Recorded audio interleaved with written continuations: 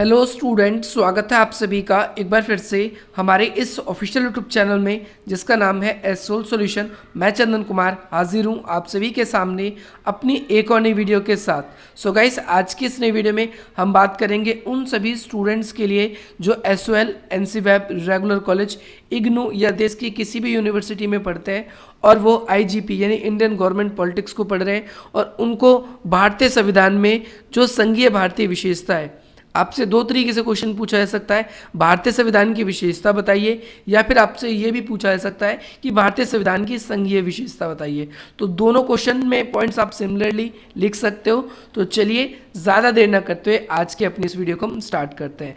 सबसे पहली बात तो ये स्पेशली वीडियो उन सभी स्टूडेंट्स के लिए है जो कि 4th सेमेस्टर के, इग्नू के या फिर एसओएल के, रेगुलर कॉलेज के स्टूडेंट्स हैं। तो भारतीय संविधान में क्या क्या विशेषताएं? तो भारतीय संविधान में बहुत सारी विशेषताएं। सबसे पहली बात करें तो भारतीय संविधान कैसा संविधान है?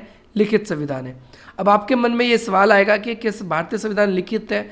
बहुत सारे देशों का संविधान अलिखित होता है, ऐसा आप लोगों को समझना है। सबसे पहला नाम है आप लोगों के लिए ब्रिटेन। तो ब्रिटेन का संविधान अलिखित है। तो संविधान लिखित भी होते हैं और संविधान अलिखित भी होते हैं। पहली चीज़ भारतीय संविधान की ये विशेषता है कि ये लिखित है और ये विस्तृत संविधान है।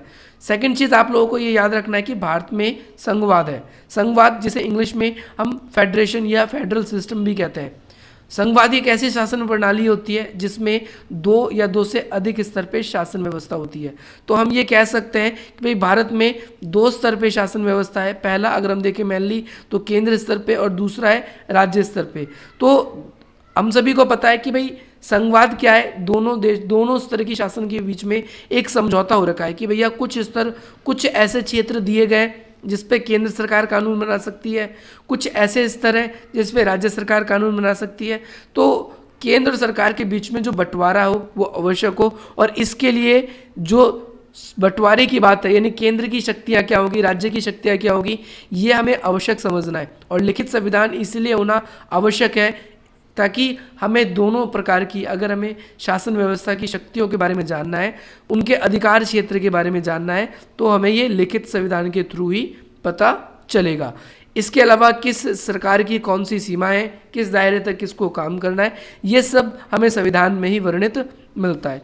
अगली बात, संविधान की सर्वोच्चता। संविधान की सर्वोच्चता का मतलब ये है कि भारत में संविधान सर्वोपरि है। सर्वोपरि का मतलब क्या होता है? सर्वोपरि का मतलब होता है सबसे ऊंचा संविधान है। संविधान से बढ़कर देश के अंदर कुछ भी नहीं है।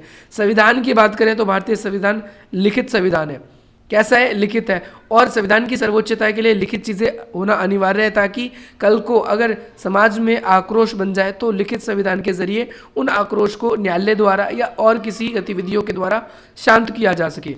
अगली चीज़, संघीय हमारा संविधान है, संघीय शासन व्यवस्था है, तो उसमें सभी बातें लिखित रूप में होना अनिवार्य है, जैसा कि हमने आप लोगों को ऊपर स्पष्ट किया। इसके साथ साथ भारतीय संविधान में न केवल लिखित है बल्कि संसार के सबसे विस्तृत संविधानों में से एक है, संसार के सबसे बड़े संविधानों में से एक है। भारतीय संविधान में छोटी से छोटी बातों का भी उल्लेख किया गया है लिखित रूप में, ताकि केंद्र और राज्य के बीच में कोई भी विवाद या कोई भी संघर्ष या फिर कोई भी ऐसा मुद्दा निकल कर ना आए जिससे दोनों के बीच में विवाद हो जाए।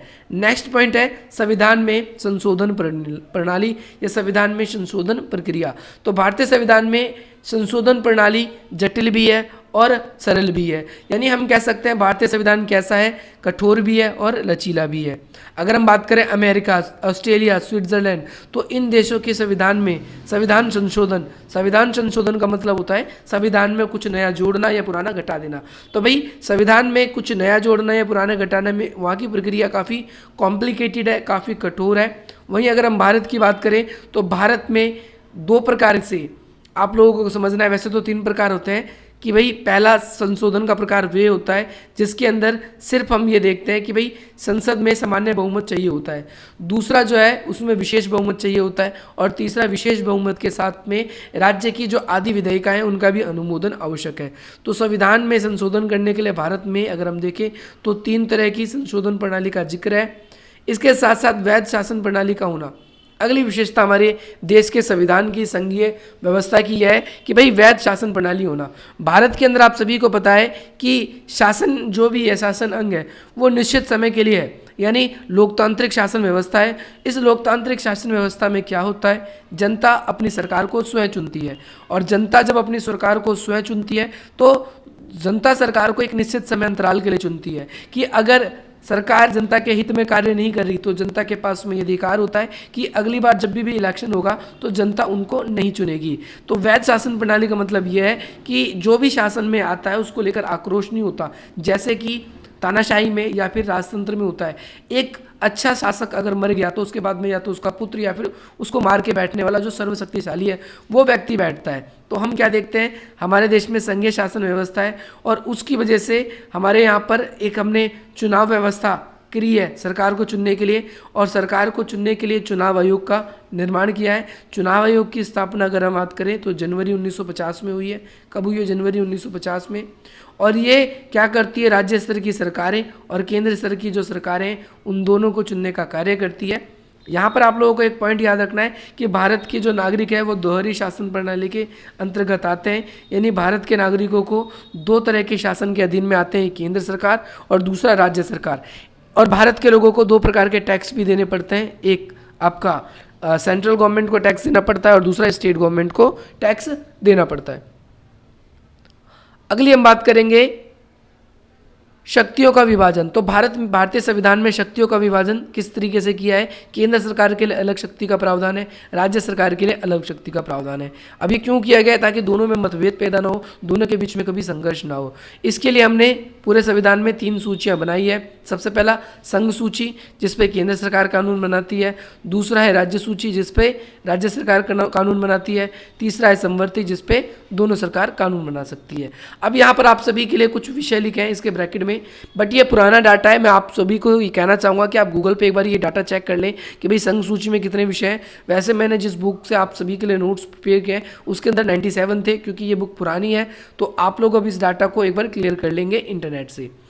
इन तीनों के तीनों, संघ सूची में कितने विषय हैं, राज्य सूची में कितने विषय हैं और संवर्ती सूची में कितने विषय हैं। इन तीनों विषयों की अगर बात करें तो भाई अलग अलग इनकी खासियतें हैं, तीनों में अलग अलग विषय शामिल किए गए। केंद्र अपने विषय पर कानून बनाएगा, राज्य अपने विषय पे, और कई बार ऐसा होता है कि दोनों के लिए कुछ सिमिलरली विषय भी दिए गए हैं जिस पे दोनों कानून बना सकते हैं। राज्य का ये दायित्व है कि वह अपने कार्य शक्ति का उपयोग इस प्रकार करे ताकि केंद्र के सारे नियमों का भी पालन हो। केंद्र जैसा गाइडलाइन देता है वैसे राज्य को पालन करना पड़ता है। ऐसा हमने कोविड के टाइम पे भी देखा, या फिर और जब हमारे देश में वित्तीय स्तर पर प्रॉब्लम आती है तो उस समय भी हमें ये देखने को मिलता है। अगला है, केंद्र सरकार को ये अधिकार है कि वो राष्ट्रीय व सैनिक मार्गों और पुल का रखरखाव करने के लिए उचित निर्देश दे सकता है, राज्य सरकार में भी। इसके अलावा अगर हम केंद्र की बात करें और राज्य के बीच में, तो दोनों के लिए वित्तीय स्रोत जो है अलग अलग है, यानी स्टेट की इनकम अलग सोर्स से होती है, सेंट्रल गवर्नमेंट की जो इनकम है वो अलग सोर्स से होती है। इसके बारे में हमने आप लोगों को यहाँ पर बताया। अगर आप देखेंगे तो भाई कृषि की अगर आय की बात करते हैं, ये जो सेंट्रल गवर्नमेंट की जो आय की बात करते हैं तो कृषि है, अन्य प्रकार के कर हैं, सीमा शुल्क है, डाक, टेलीफोन, ये सारे वो टैक्स हैं जो केंद्र सरकार को मिलते हैं। राज्य सरकार को कौन से मिलते हैं? कृषि, जैसे हमने बात करी थी। कुछ ऐसे विषय हैं जिस पे केंद्र सरकार और राज्य सरकार दोनों कानून बना सकती है और दोनों टैक्स भी वसूल कर सकती है, जैसे बिक्री कर है और भू राजस्व है। ऐसे भी कई विषय होते हैं जिस पे केंद्र और राज्य दोनों कानून बनाते हैं, जैसे कि हमने देखा कि वो कृषि है। क्या है वो? कृषि है। कृषि की आय, यहाँ पर भी कृषि की आय। तो इसमें क्या होता है कि जिस भी हिसाब से, जैसे पेट्रोल है, पेट्रोल पे दोनों टैक्स वसूल करते हैं, तो ऐसे समय में क्या किया जाता है कि टैक्स ले लिया जाता है और उसके बाद में उनके अनुपात में उन दोनों को बांट दिया जाता है। जितना केंद्र के हिस्से में जाना चाहिए केंद्र को दे देते हैं, जितना राज्य को देना चाहिए उतना राज्य को दे दिया जाता है। अब हम बात करेंगे उच्चतम न्यायालय की विशेष शक्तियाँ। उच्चतम न्यायालय क्या है? देश की सुप्रीम कोर्ट है, यानी सुप्रीम मतलब सर्वोच्च, देश की सबसे बड़ी अदालत है। तो भाई संघीय शासन की सबसे सफलता यह है कि केंद्र राज्य अपने दायरे में रहकर काम करे, लेकिन कई बारी केंद्र क्या करती है, अपने दायरे से बाहर आकर कार्य करती है, या जो राज्य है वो अपने दायरे से आकर बाहर कार्य करती है, और केंद्र और राज्य के बीच में क्या है, तनाव उत्पन्न हो जाता है और कानून जो है वो ठीक ढंग से लागू नहीं हो पाते। तो ऐसे में सर्वोच्च न्यायालय दोनों के जो विवाद हैं उन दोनों विवादों को निपटारा करती है। साथ ही साथ उच्चतम न्यायालय का ये भी कार्य है कि वह संविधान की रक्षा करेगी। आप सभी को पता है आर्टिकल 13 है और आर्टिकल 32। आर्टिकल 13 में ये बात कही गई है कि अगर भारतीय संविधान में कोई भी ऐसा संवैधानिक संशोधन किया गया, संविधान में नया कुछ जोड़ा गया, अगर वो किसी भी मौलिक अधिकार को प्रभावित करेगा तो वो निरस्त हो जाएगा, ये आर्टिकल 13 कहता है। अगला है कि अगर आप भारत सरकार कहती है अगर आपके किसी भी मौलिक अधिकार का हुआ है तो आप अनुच्छेद 32 के तहत आप सीधा सर्वोच्च न्यायालय जा सकते हैं और अपनी याचिका को दायर कर सकते हैं। तो सर्वोच्च न्यायालय क्या कर सकता है, यहाँ पर देखेंगे हम। सर्वोच्च न्यायालय के पास में कुछ 3 प्रकार की शक्तियाँ हैं। सबसे पहले कौन सी शक्तियाँ है कि वह मौलिक अधिकारों को लागू कराने के लिए रीट जारी कर सकती है। रीट जारी कैसे होता है इसके बारे में आप लोगों के लिए हमने सर्वोच्च न्यायालय के क्षेत्राधिकार के बारे में बताया है, तो आप उस वीडियो को जरूर देखें। अगला है सभी उच्चतम न्यायालय के निर्णय के विरुद्ध में अपील अगर आप यहाँ पर कर सकते हो। जैसे फॉर एग्जांपल उच्च न्यायालय से कोई निर्णय आया और उस निर्णय से आप खुश नहीं हो तो आप अपनी अपील सर्वोच्च न्यायालय में भी कर सकते हो और वहाँ पर जो है आपके मामले की सुनवाई होगी। अगर आप दोषी होंगे तो दोषी ठहरा दिया जाएगा, नहीं तो नहीं। इसके अलावा राज्य और केंद्र के बीच में अगर विवाद होता है तो उसको गैर कानूनी या कानूनी कौन घोषित करता है, ये भी आपको पता चल गया। अगला, सभी संवैधानिक मामलों पर अंतिम, अगर हम क्षेत्राधिकार, संवैधानिक मामलों की जांच करने का अधिकार भी किसके पास है, सिर्फ सर्वोच्च न्यायालय के ही पास है। सो होपफुली आप सभी को आज की वीडियो पसंद आएगी और आज की इस नई वीडियो से अगर आप लोगों को कोई भी वैल्यू मिले तो आप लोगों को इस वीडियो को लाइक करें, अधिक से अधिक मित्रों तक शेयर करें और ये हमारा कॉन्टैक्ट नंबर, अगर आपको कोई भी डाउट होता है तो आप इससे हमसे कनेक्ट हो सकते हैं। इसके अलावा टेलीग्राम ग्रुप्स या फिर और वेरियस जो लिंक है वो आप लोगों के लिए डिस्क्रिप्शन बॉक्स में दे दिए गए। इंस्टाग्राम पर आप हमें फॉलो कर सकते हैं, अपनी क्वेरी, अपनी डाउट्स, आपका जो भी सजेशन है आप हमें शेयर कर सकते हैं। चलिए गाइस, अगर आप लोगों को वीडियो पसंद आए तो इसे लाइक करें, अधिक से अधिक मित्रों तक शेयर करें और हमारे चैनल को सब्सक्राइब करें। मिलते हैं हम आपसे अपनी अगली वीडियो में। जय हिंद, जय भारत।